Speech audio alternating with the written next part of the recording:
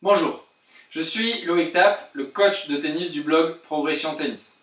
J'ai créé également la méthode d'entraînement Progression Tennis et je suis le fondateur de l'Académie Progression Tennis. À la fin de cette vidéo, vous allez découvrir que 90% des compétiteurs utilisent la mauvaise tactique pour gagner leurs points et leurs matchs. Vous allez donc savoir si vous faites partie de ces 90% ou si vous sortez du lot, si vous faites partie de ces 10% qui jouent correctement, tactiquement. Alors il y a beaucoup de coachs, beaucoup de joueurs et de joueuses qui pensent qu'il faut jouer long pour repousser l'adversaire. De cette manière-là, vous allez obtenir une balle courte et attaquer. Oui, mais il n'y a pas besoin de faire polytechnique pour comprendre ça. C'est de la logique. Vous êtes tout le temps en train de penser à jouer long et lorsque vous jouez court, eh bien souvent vous êtes frustré, énervé, angoissé. Alors, ça reste un bon conseil. Jouer sur le point faible de son adversaire, jouer long, attendre que l'autre fasse la faute, ce n'est pas de la tactique, c'est de la logique. Alors, laissez-moi vous offrir une règle tactique élémentaire. Je ne sais pas si je vous ai déjà parlé de Benoît, un prof de tennis classé seconde série.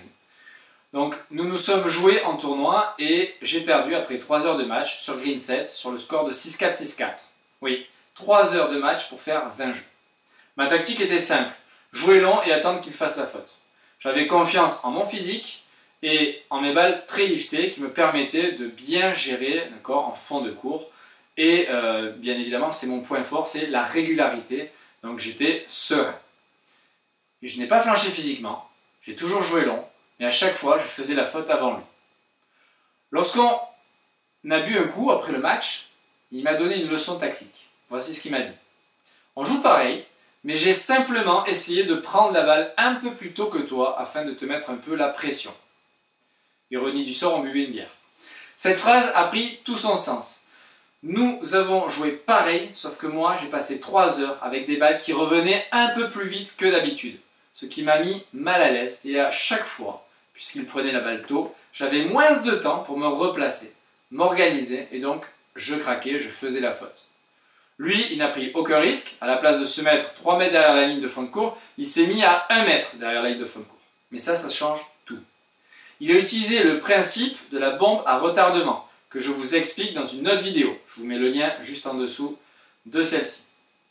Grâce à cette tactique, eh bien, ce n'est pas compliqué, qui n'est pas compliqué à mettre en place, et à condition d'avoir une technique correcte, de ne pas chercher à prendre de risques, eh bien, lui prenait la balle tôt. Il jouait au milieu du court, donc pas de balles dans les couloirs. Avec ses balles très liftées, il ne faisait pas de faute dans le filet puisqu'elles étaient bombées et ni de faute en fond de court. Et il ne m'a jamais laissé me réorganiser. Et croyez-le ou pas, mais lorsque je joue un joueur avec le même style de jeu que Benoît aujourd'hui, eh bien je sais comment m'y prendre.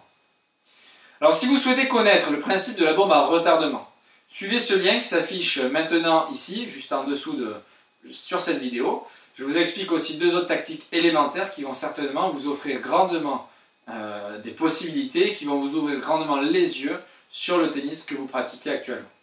Je vous donne rendez-vous très rapidement sur mon blog Progression Tennis.